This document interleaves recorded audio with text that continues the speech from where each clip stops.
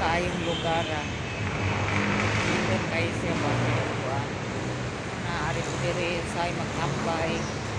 Pag mainip ako sa taas. Kakainip kasi doon sa taas.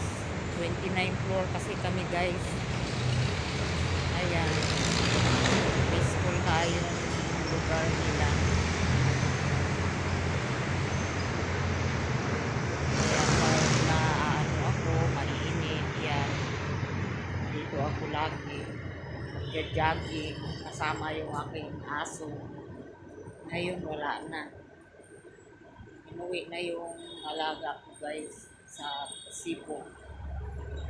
Ayan ang kanilang pahalaman. Ang gaganda ng mga halaman nila ngayon kasi hindi pa summer.